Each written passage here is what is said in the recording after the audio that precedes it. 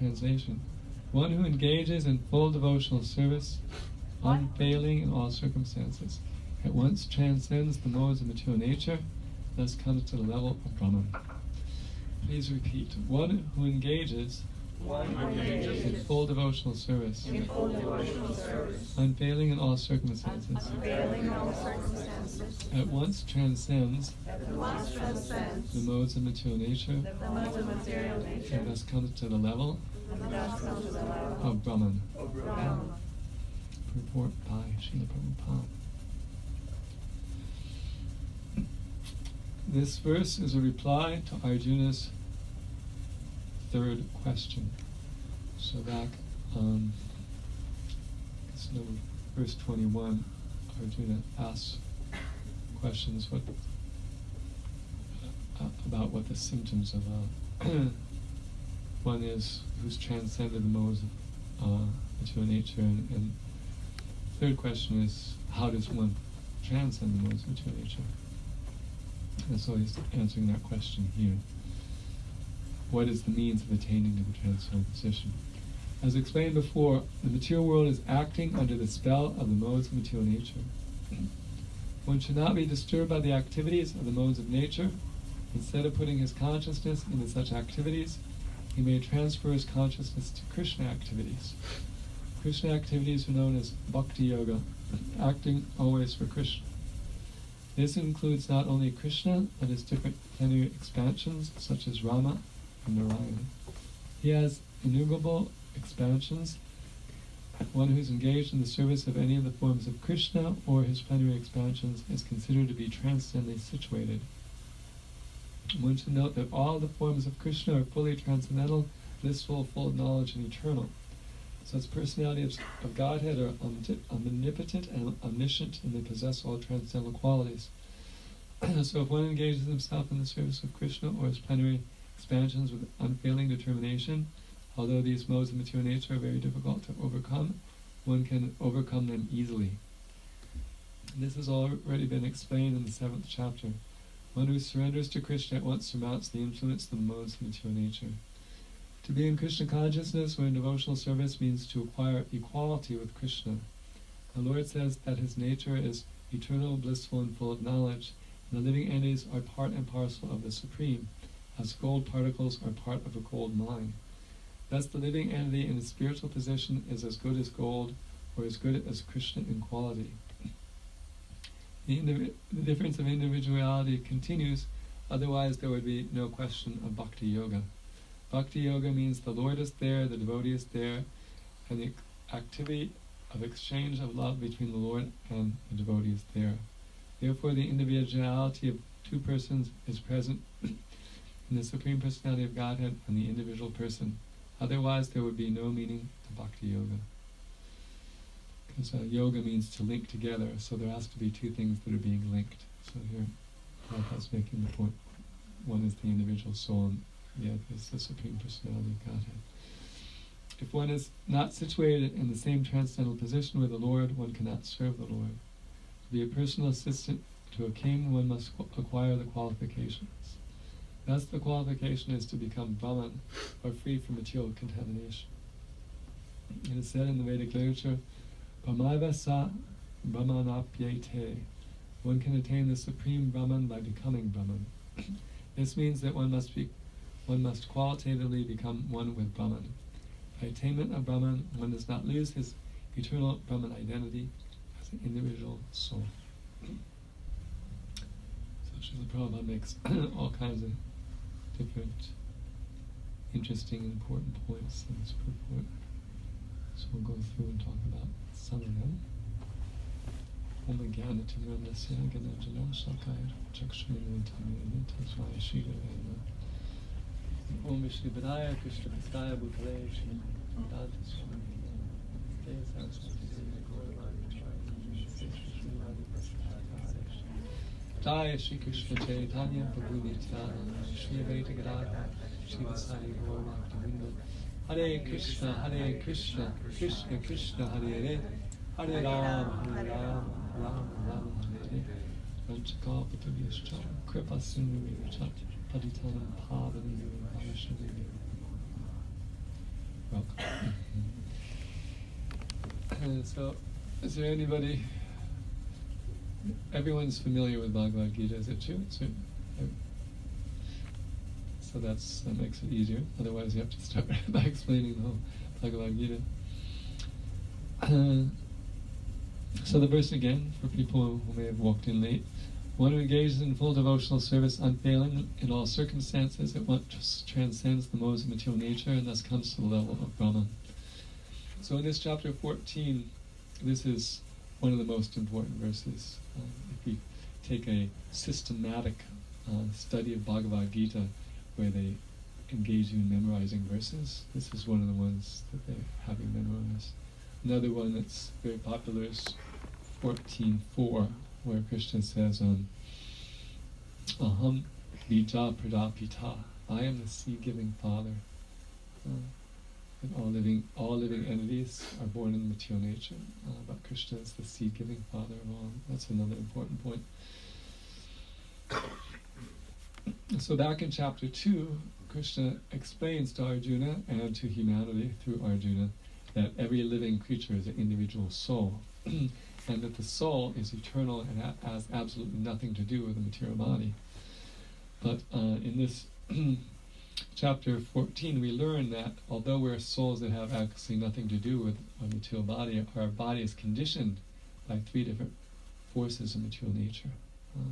Goodness, passion, ignorance, sattva, rajas, and tamas. And therefore, we have different motivations and different desires and different likes and dislikes. But these are actually all impositions on our spiritual self. They're actually we're actually being confined we're trapped under the spell of these 3 modes of material nature, which are covering our spiritual identity. There's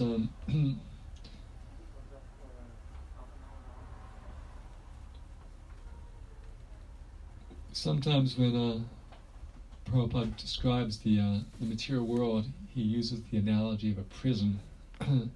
And I was hearing one lecture where he was talking about these our situation under the modes in that way.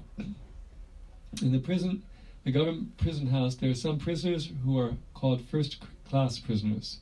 They are given special favor by the government, and there are third-class prisoners also. But both of them are prisoners. And prison is not meant for a comfortable life. It is meant for suffering. Bhaktivinoda Thakur therefore sings, Anadi karma pale pari bhavanava jale tarbarina deke upaya. One who is a sane person, he knows, I may be a first-class prisoner. That does not mean I'm not a prisoner. I'm a prisoner. The suffering of the prison house, that I have no independence to do anything, that is prison life. So in this material world, people are striving for a better position. Everyone's, but Prabhupada likens this to being in a prison, striving to be a first-class prisoner. The real intelligent person tries to figure out how to get out of the prison as soon as possible. But because people are unaware that they're spiritual beings and that there's a spiritual realm, they settle for trying to become first-class prisoners under a better situation under the modes of material nature. So we're enlightened in this chapter that there's a transcendental situation beyond these 3 modes. So the idea is that we should feel uncomfortable being limited by the control of this material nature, and then we can be motivated to transcend the material nature. And that it's interesting that Krishna begins to make this point that we're souls and we're different from the body way back in chapter 2. And also in that very same chapter, he introduces the idea of transcending the modes of material nature. I think even before he talks about the modes of material nature, he mentions to Arjuna to transcend them. There's this verse back in chapter 2, Trigunya Vishaya Veda, Nice Trigunya Vavarjana, Nirdrandra Isatvasto, Niryoga Shema Atmavan. The Vedas deal mainly with the subject of the three modes of material nature, O Arjuna. Become transcendental to these three modes. Be free from all dualities and from all anxieties for gain and safety, and be established in the self. So Krishna doesn't want us to labor under repressive material conditioning that limits us at every step. He wants us to be free. And here he's saying it's possible. He's saying just be free from it, Arjuna. Just give it up. Which is a very bold statement. We find ourselves conditioned and limited in so many ways. And Krishna's just saying, forget about it, transcend it. So Krishna feels that it's possible. Sometimes we may feel so overwhelmed by a particular combination of the modes of material nature that are affecting us that we think it's not possible. But that's not Krishna's opinion. Krishna's opinion is it is possible. So he introduces that idea back there in chapter 2. And then, as Prabhupada mentions in this purport, he mentions the key in chapter 7. Daivyesha gunmayi mama maya vidaratya mamevaye prabhadinte mamitam tarantite. This divine energy of mind consisting of the three modes of material nature is very difficult to overcome, but those who have surrendered unto me can easily cross beyond it. So our tendency is to act according to our own imagination, but our own imagination is actually a product of the modes of material nature that we're conditioned by according to our past karma. So we actually can't get beyond the modes of material nature by acting according to our imagination. We'll just remain in the situation that we've been born into, basically. So we need transcendental direction in order to transcend the modes. And basically, Krishna's instructions in Bhagavad-gita are the instruction manual for transcending the modes, because surrendering to Krishna really means surrendering to act according to Krishna's directions. And Krishna gives different directions. Like he says, always think of me, become my devotee, worship me, and bow down before me. In this way, you'll certainly, without doubt, you will come to me. And he talks about take anyone who takes shelter of him can cross beyond the material energy. There's this verse, Chitta sarva durgani mat prasad trishasi ajachamsa hankaran nashoshasi nangshasi. Basically, he's saying there that by his mercy, one can transcend the material nature. But if one acts according to one's imagination, one will be lost. And so so following Krishna's instructions in Bhagavad-gita is one way we surrender to him, and then accepting his representative, the spiritual master, is another way we surrender to him. He says back in chapter 4, Tadvidi pranipatena pariprashnena sevya upadekshanti te jnanam jnaninas tatvanarshana. Just try to learn the truth by approaching a spiritual master and inquire from him submissively, render service unto him. Self-realized souls can impart knowledge unto you because they have seen the truth. So by taking shelter of a guru and acting according to his directions, then we're not acting according to our imagination, but we're acting according to transcendental wisdom. So we have to be enthusiastic to act according to the higher direction. Basically, everyone is conditioned in the material world because they're acting according to their imagination. But if people realize that they haven't been able to solve their problems independently, although they've been striving for a long time according to their own mental concoctions, then they can consider taking shelter of Krishna's directions. And if you think about it, if there's somebody who exists who has perfect knowledge, then it's actually intelligent to take instruction from that person, because we experience that our knowledge is imperfect. I was trying to be on time for Harinam, and I missed the F train by 1 minute, and then I missed the Q train by 1 minute, and I was 15 minutes late because my knowledge was imperfect. If I had better knowledge, I would have left a minute earlier, and I would have been on time.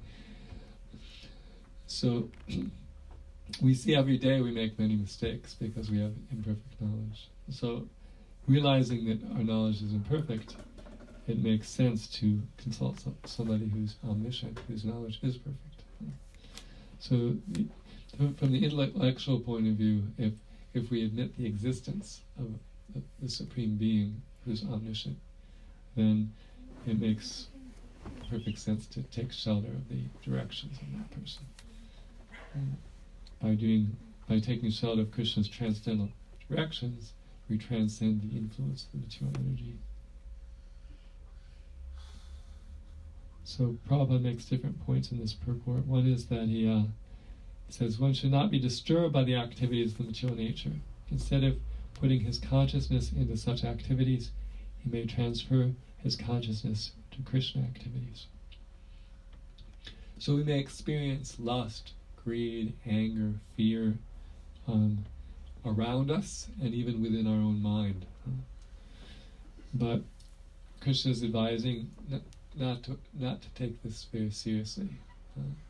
But what should we take seriously? We should perform our activities for his satisfaction, and by absorbing our mind in how to do our activities nicely as an offering to Krishna, we actually transcend the material influence, because our mind is fixed on Krishna. Our goal is to do these activities nicely for Krishna's satisfaction. So our attention is fixed on Krishna, and then we're not disturbed by the material dualities around us. There's that. Basically, the third verse of instruction that Krishna speaks back in chapter 2. It says, Matra sparsastu koveya shitoshna sukadukara agama painodinitas tamstatikshna svavarta. A verse that's very relevant to us now. He's talking about tolerating happiness and distress, which appear and disappear like winter and summer seasons. We can't do anything about winter, unfortunately. We're stuck with it for a certain period of time, but we still have all our duties that we have to perform despite. So by neglecting these material influences and performing our duties nicely for Krishna, we transcend the influence of the material nature. Another point, actually I was reading one purport where Prabhupada was talking about tolerance. He was explaining why the devotee is so tolerant. He says, the Vaishnava is always tolerant and submissive like the trees and grass. He tolerates insults offered by others, for he is simply interested in chanting the holy name of the Lord without being disturbed. So basically the devotee is so enthusiastic about his devotional service, he doesn't want to let anything disturb that. So people may try to agitate him by speaking different words, or his situation around him may be problematic, but he's so enthusiastic about executing his devotional service, it's all considered very insignificant for him. So another point is that Krishna activities are known as Bhakti Yoga, always acting for Krishna. This includes not only Krishna, but his different plenary expansions such as Rama and Nrsimha. So that's an interesting point. But sometimes Prabhupada says that we can act in service to Krishna or any other incarnation of Godhead. He speaks that way back in chapter 8. He says, a pure devotee always engages in devotional service to Krishna in one of his various personal features. Krishna has plenty of expansions and incarnations such as Rama and Nrsimha, and a devotee can choose to fix his mind in loving service to any one of these transcendental forms of the Lord. So that's very much compatible with the statement that he makes in this particular verse. Otherwise, elsewhere, however, Prabhupada is very enthusiastic about worshipping Krishna himself. In chapter 1865, he says, one should fix his mind on this original form of Godhead Krishna. One should not even divert his attention to the other forms of the Lord. The Lord has multi-forms as Vishnu, Narayan, Rama, Varaha, etc., but the devotee should concentrate his mind on the form that was present before Arjuna. So one may say, oh, that's a contradiction. In one place he says this, in another place he says that. So basically he's just actually following Lord Chaitanya, who very much enthusiastically promoted the worship of Krishna. There's one case where Lord Chaitanya had one follower named Murari Gupta, who was a great devotee of Lord Ram, and Lord Chaitanya suggested that he worship the form of Krishna instead. And he'd been worshipping Lord Ram his whole life, and the thought of abandoning Lord Ram to worship Krishna was actually unthinkable, but the thought of disobeying Lord Chaitanya was also unthinkable, so he was in great turmoil what to do. And he actually admitted to Lord Chaitanya, actually it would cause me too much pain to abandon Lord Ram and follow your instruction to worship Krishna. And so then Lord Chaitanya glorified him and said, actually you're the incarnation of Hanuman, the eternal servant of Lord Ram, and therefore your devotion to Ram is very befitting. So he ceased, and he glorified him for his unwillingness to divert his mind to any other form of the Lord. So it's described that Krishna, among all the different incarnations of Krishna, Krishna himself has additional transcendental features of attraction. And therefore Lord Chaitanya's associates, they promote the worship of Lord Krishna in his original form, but actually all the forms of Godhead are eternal, transcendental, and they have their own planet in the spiritual world, and one can become attracted to any one of them and serve them, and one transcends this material world and attains the spiritual world. So it doesn't actually matter. As Prabhupada says in the purport, you can worship whatever form of the personality of God you want, because they're all transcendental. So another point he makes is that the Lord said his nature is eternal, full of bliss and knowledge, and the living entities are part and parcel of the Supreme, as gold particles are part of a gold mine. Thus the living entities in his spiritual position is as good as gold or as good as Krishna in quality. So we're actually meant to be experiencing eternality, knowledge, and bliss at every moment as part of Krishna. And because of our domination by the modes of material nature, we're not experiencing that. And we should, and that's an incompatible situation. We're eternal, full of bliss and knowledge, and we're stuck in a world that's temporary, full of misery and full of ignorance. So we're actually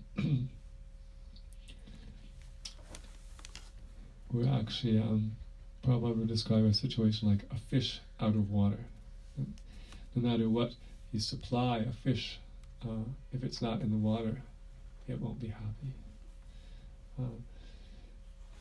So we won't actually be happy in any material situation until we transcend all material situations by completely absorbing ourselves in this unfailing devotional service which is promoted in this verse. And then we can actually, if we actually come to the platform of being completely absorbed in devotional service, we'll experience eternality even in this world, even in this body. There's a very earlier in this actually chapter, there's a nice verse that see if, Krishna says, when the embodied being is able to transcend these three modes associated with the material body, he can become free from birth, death, old age, and their distresses, and enjoy nectar even in this life. So this transcendental platform is something that actually can be attained during this life. It's not like that you, at the time of death, you realize whether you're successful in your spiritual practice or not. Either go to heaven or hell. You don't know till then or something. But actually, if you are able to completely absorb your mind, body, and words in devotion to Krishna, and during the span of life, you can transcend the material energy and experience nectar in this life and become free from the miseries of birth, death, old age, and their distresses. So that's a very amazing feat, actually, but it's something that's possible to do. So we're qualitatively we're the same as Krishna, but we're also different from Krishna. Prabhupada makes the point: the difference of individuality continues. Otherwise, there would be no question of Bhakti Yoga. Bhakti Yoga means the Lord is there, the devotee is there, and the activity, the exchange of love between the Lord and the devotee is there. So some people, they have an idea that the perfection is to become one with God completely. But if one becomes one with God completely, then there's no question of love. Because love requires more than one. Love requires two. So what is attained in Bhakti Yoga is love of God, where the Lord is there, the devotee is there, and the relationship of love is existing. And way back in chapter 2, Krishna makes the point that our eternality is eternal, our individuality is eternal.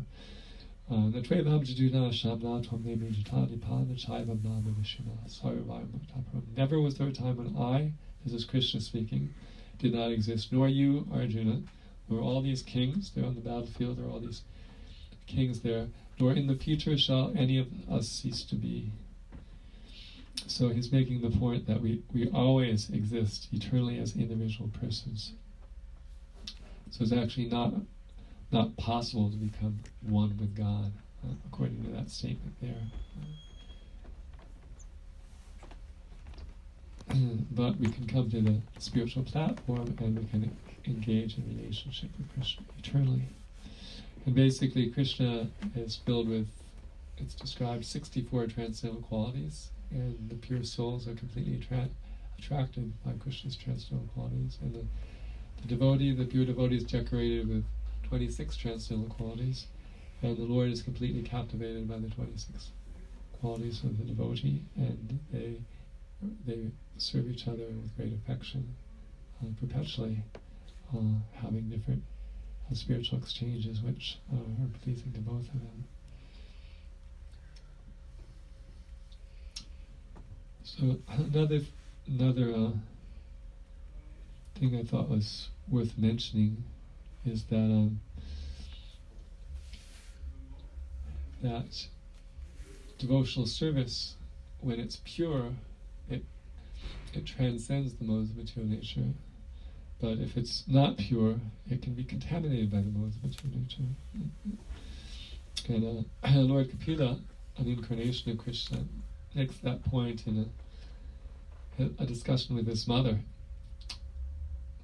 Lord Kapila, the personality of God, had replied to his mother, "O noble lady, there are multifarious paths of devotional service in terms of the different qualities of the executor. Devotional service executed by a person who is envious, proud, violent, and angry, and who is a separatist, is considered in the mode of darkness. So actually sometimes we meet people of different spiritual traditions on the street who are claiming to perform some devotional service to God, but at the same time they're envious, proud, violent, and angry. We meet those people all the time. So according to Lord Kapila, they may have some devotion to God, but it's contaminated by the mode of ignorance and the mode of darkness. The worship of the deity in the temple by a separatist with a motive for material enjoyment, fame, and opulence is devotion in the mode of passion. So sometimes people worship God to get some material gain. But that's not actually pure devotional service. And that doesn't help one transcend the modes of material nature, but it's devotion tinged by the quality of passion. And then, when one worships the Supreme Personality of Godhead and offers the results of his activities in order to free himself from the inebrities, the fruit of actions, his devotion is in the mode of goodness. So basically, if you perform devotional service to become free from karma, you've heard that you have all this bad karma that's you're going to get in due course for your past sinful reactions, or your past sinful deeds, and you want to become free from that and engage in devotional service. That's devotional service tinged with the quality of goodness. And then he concludes, the manifestation of unadulterated devotional service is exhibited when one's mind is at once attracted to hearing the transcendental name and qualities of the Supreme Personality of Godhead, who is residing in everyone's heart. Just as the water of the Ganges flows naturally down toward the ocean, such devotional ecstasy, uninterrupted by any material condition, flows toward the Supreme Lord. So when one's devotional service isn't contaminated by the modes of material nature, one's spontaneously attracted to Krishna, engages in service. That's the perfection. And by practicing devotional service without desiring anything material, we can gradually come up to that platform. Basically, devotional service is a purifying practice, so the more we perform it, the more we become purified from these material influences, as long as we don't perform it with a material motive. So we have to understand intellectually how that no material gain will actually satisfy our soul. We just perform the devotional service for the sake of reconnecting with Krishna. And when we perform the devotional service simply to become connected to Krishna, then it's pure and it purifies us up to the point that's described here. The manifestation of unadulterated devotional service is exhibited when one's mind is at once attracted, hearing the transcendental name and qualities of the Supreme Personality of Godhead, who is residing in everyone's heart, just as the water of the Ganges flows naturally down to the ocean. Such devotional ecstasy, uninterrupted by any material condition, flows toward the Supreme Lord. So Srila Prabhupada would describe this devotional service as something that's completely natural to the soul, just like walking is something that's perfectly natural to a child. But in the beginning, when a child tries to walk, it stumbles and falls down many times. It takes a while for the child to learn how to walk. But we were all children in the past, and we all stumbled and fell down. But we all learned how to walk. There's nobody in this assembly who didn't learn how to walk. I saw you walking in the door. So in the same way, that if we continue practicing the devotional service then it will come up to this level of spontaneous attraction to Krishna. And just as the child, by continuing to practice walking, develops the ability, because it's innate within the child. So the devotional service to the Lord is innate in the soul, because the soul is part and parcel of Krishna. Relationship is very natural. So those are some thoughts on this topic, this purport, the three modes of material nature and transcending them. Does anybody have any questions or comments or realizations from your practice or hearing from others? Yes? Just a quick question. I have read the words plenary expansion many times, and I don't really understand what that means. I think plenary means of equal value, basically, of equal potency. So basically, these different incarnations of God, they're all omniscient and omnipotent. And there's one analogy that was used in the Brahma Samhita by Lord Brahma himself. Welcome.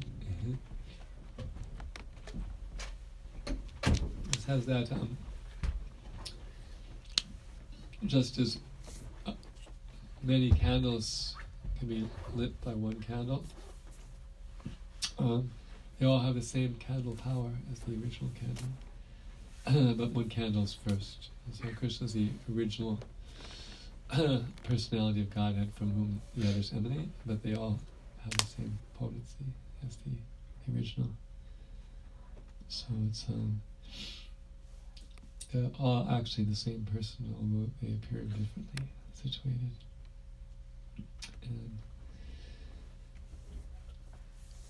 And it's described that actually every soul attracted to a particular incarnation of the Supreme Lord in a particular relationship, like Hanuman is attracted to Lord Ramachandra in the relationship of service. Arjuna is attracted to Lord Krishna in the relationship of friendship, and Yashoda is attracted to Krishna in the relationship of maternal love, and Radharani is attracted to Krishna in the relationship of conjugal love. So there's different people have different attractions in different relationships to different incarnations, but they're all in the spiritual realm. They're all transcendental to the three modes of material nature. Basically, Krishna is transcendental to the three modes of material nature because we're part of Krishna. We're transcendental to the three modes of material nature. So when our only activity is that of service to Krishna, then we're transcendental to the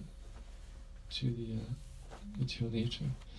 But when we think ourselves the enjoyer of the material nature, then we get caught up in the material modes of nature, and we're.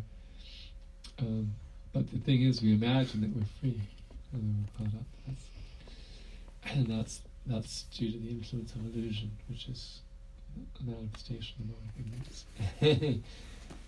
Everyone is imagining they're completely free, but they're not completely free because they're restricted in so many ways. And they're not free to act without being influenced by the material energy until they surrender to Krishna. And therefore there's a verse, Yene Ravanaksha Muktamani Nastrayasta Bhavada Vishuddha Bhujaya Yene Tapapaya Pashayasya Suyanji says, no, actually I got that wrong. Got the last two lines. How's the last two lines go? Yene Ravanaksha Muktamani Nastrayasta Bhavada Vishuddha Bhujaya Agurya Krishna Padam.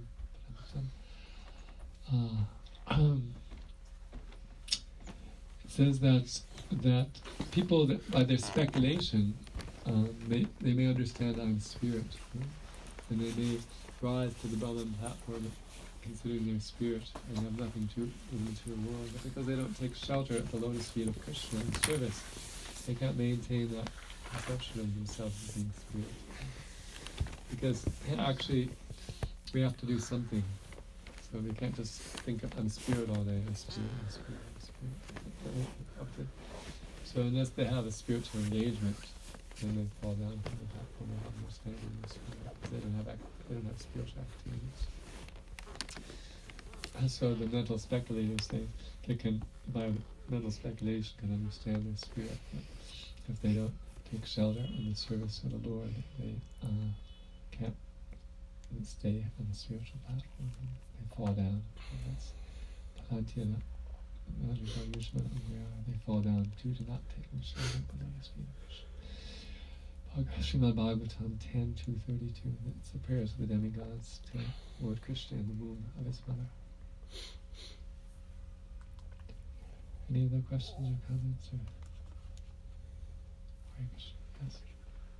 What is the difference between being qualitatively one with the Supreme Lord and qualitatively one with Brahman? I don't really think there's any difference, because Brahman is basically all those three, Bhagavan, Paramatma, and Brahman, they're all Brahman, really. They're all spirit. So I think it's used interchangeably. Krishna's called from Brahman, the Supreme Brahman. We're Brahman, we're the individual soul, Brahman, Jiva, Brahman, but we're spirit, and Krishna's the Supreme Spirit. So I think they're used interchangeably. I just get confused where it says that we have an eternal Brahman identity, but yet we have to attain Brahman. But we already have this eternal Brahman. Yeah, that's because we're misidentifying ourselves with our body. So we're thinking, or our mind, we're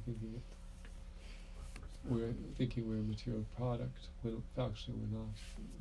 That's called the false ego. So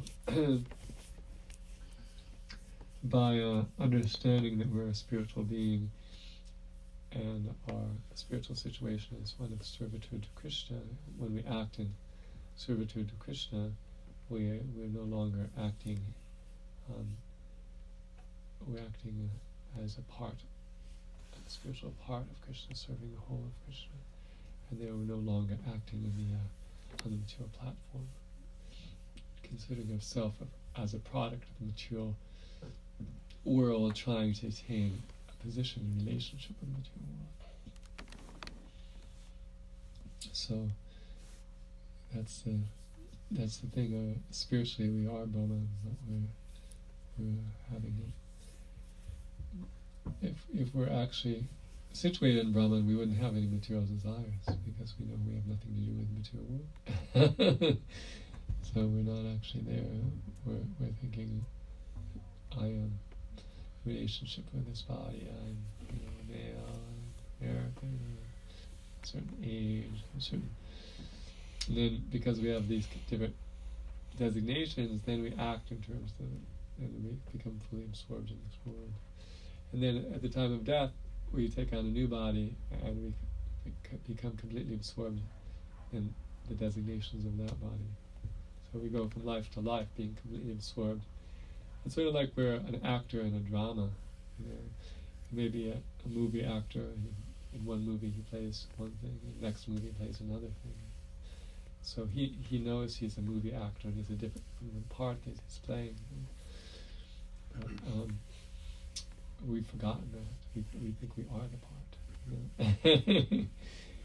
We identify with the part so much. We think it's us, but actually we're a soul, and for one life we're playing this role, and then when it's over, it's done with, it's finished, and then we go on to another role. And so the self-realized souls, they don't take the details of this life to seriously. Happiness and distress they're experiencing, the gain and loss, because it's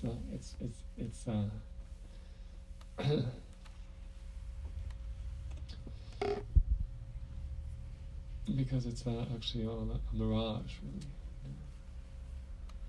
So, sort of like if we're having a dream and we're being eaten by a tiger in the dream, we're really in anxiety because the tiger's going to eat us. So we may think what we can do, maybe get a gun and shoot the tiger. Actually, we just have to wake up from the dream. So all the problems people are experiencing in material life are like that. The problem of being attacked by the tiger in the dream. So the solution to all the problems is to wake up from the dream.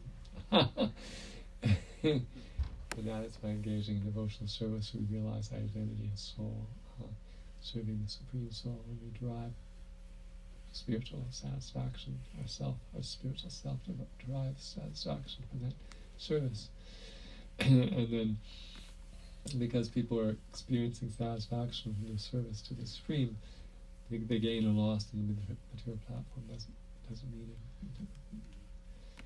Because we come in with this world with nothing, we leave with nothing. Gain and loss, it's not really substantial. We have nothing to gain or nothing to lose.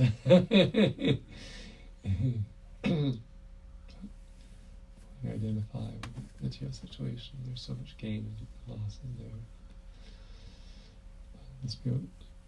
On the spiritual plane, we've lost our relationship with Krishna because of not putting energy into it.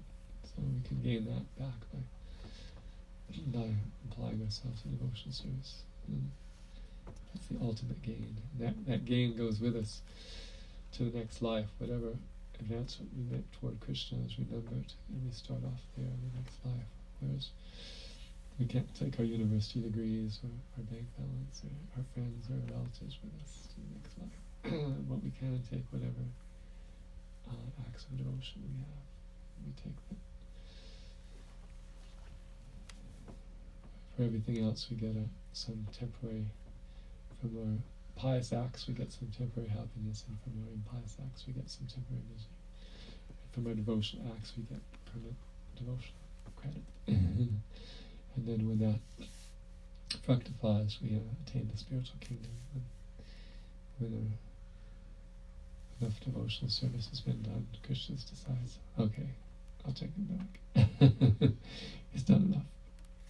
I can see he's for real. He really wants to come back. He has no plan. He has no other plan in the material world. Any other questions or comments? Yes? Thank you for the class. I'm confused by this phrase in purpose.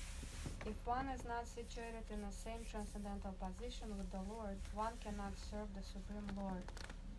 So this makes me think when, for example, I offer food to Krishna, and I'm not serving him then. What am I doing? Just practicing? That's interesting. There's a nice verse which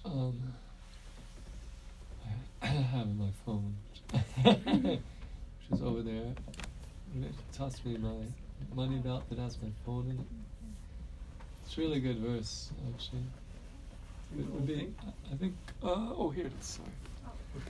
I thought I left it over there. I was so attached to my insignificant amount of money that I kept it next to me. There's this very nice verse. It relates to that, actually. It's also in Lord Kapila's teachings. There are many nice verses in the end of the third canto by Lord Kapila Dev. And he's talking about the devotional service. Satam prasangam mamaviri samlada bhavanti vikarna rasayanam kata tajasina yasagapa bhagavarmani chada vatir bhakti anu kramishati. So he's saying, I want to read it as it is because I really have a broken translation of it in my mind.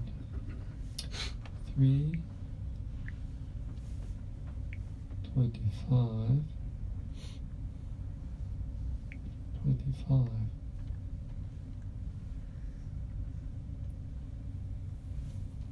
25. In the association of pure devotees, discussion of the pastimes and activities of Godhead is pleasing and satisfying to the ear and heart. By cultivating such knowledge, one gradually becomes advanced on the path of liberation. Thereby he is freed, and his attraction become fixed. Then real devotion and devotional service begin. So in that verse talks about in the association of devotees we perform devotional service.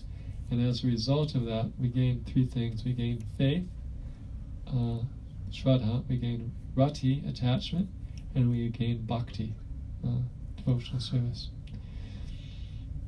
So basically, by practicing bhakti, we get real bhakti. That's the idea.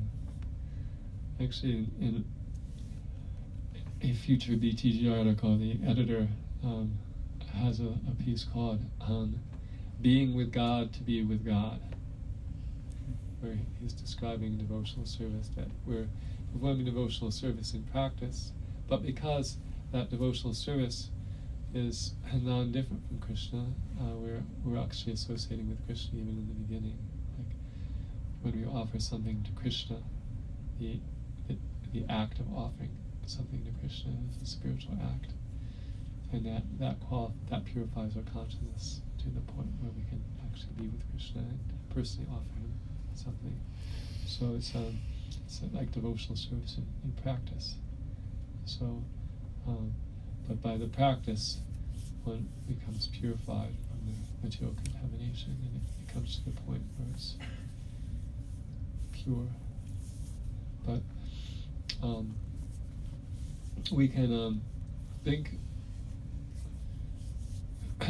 we can think of ourselves as being spirit, as being part of Krishna, and offering to Krishna, or we can see it. We can calculate in a material way. I want to eat this. But unless I offer to Krishna, I'll get karma or something like that. But that's sort of a lesser way to think of it. But you can actually think, I'm part of Krishna. My business is to serve him. Let me offer this to him. So it can be done in a more or less pure way. He doesn't.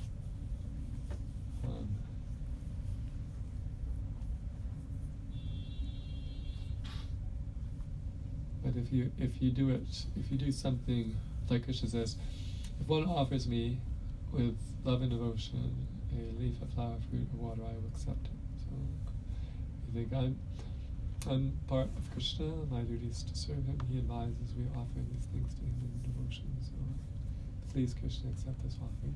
And it's devotional service really from the beginning, because you're just carrying out Krishna's order as his humble servant. Krishna says he wants us to offer these things with devotion, so I'm doing it because he wants me to. So it can be very pure like that.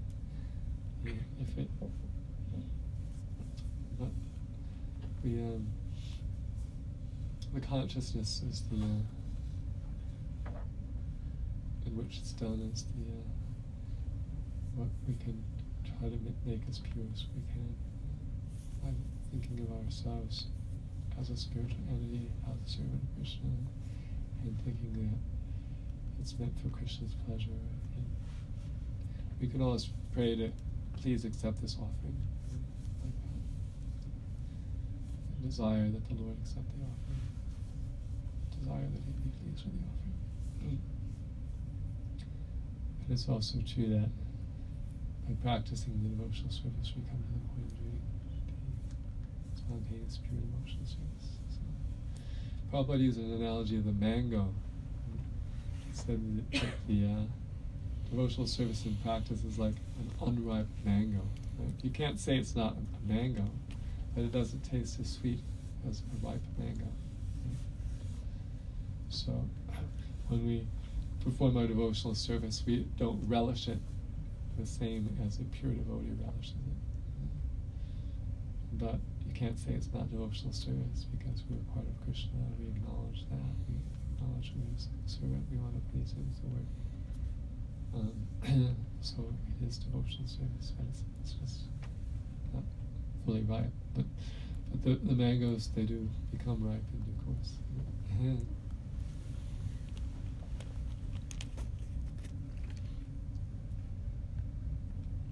Anything else? Yes. Today I was reading the book, The Perfection of Yoga, and they mentioned exactly what you were talking about, these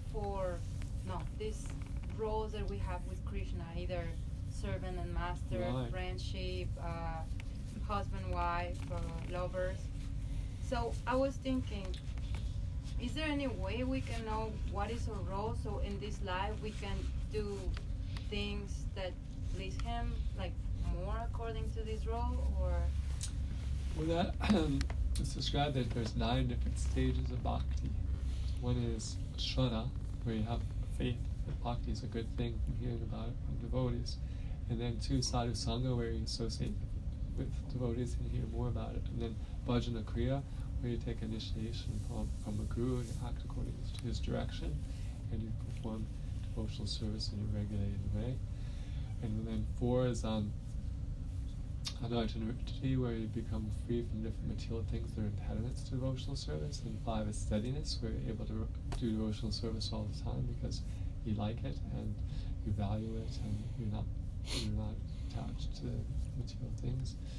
And then 6 is ruchi. You have a real taste for devotional service, and it's fun for you, and you have no taste for material life. And then asakti, because you like it so much, you become attached to it. There's 7, and then 8 is bhava, the preliminary stage of love of God, and then love of God, prema, is the 9th stage. So it's described that at the stage of bhava, it becomes revealed to you what your relationship with Krishna is. So we actually don't have to worry about it until that point. So basically we work trying to make sure we're moving steadily in the right direction. So you're on sadhu sangha. And you're moving toward Vajrayana. Differently situated. And the important thing is to try to move forward, and then we'll all get to the same goal if we all move forward, sooner or later. So those stages are actually in the purport to the verse that they memorized today, which is 4:10 of Bhagavad-gita. If you're looking for 10 of Bhagavad-gita, those 9 stages are listed. They're not numbered 1 through 9, but they're listed there, in case you want to look. That's 4:10 Bhagavad-gita purport. In Sanskrit, to the verse that describes them all is listed in a paragraph. They're summarized, sort of have I summarized them now. Thank you so much. You're welcome. Anything else? So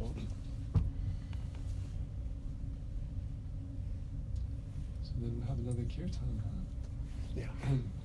So I led one kirtan, somebody else can lead another kirtan.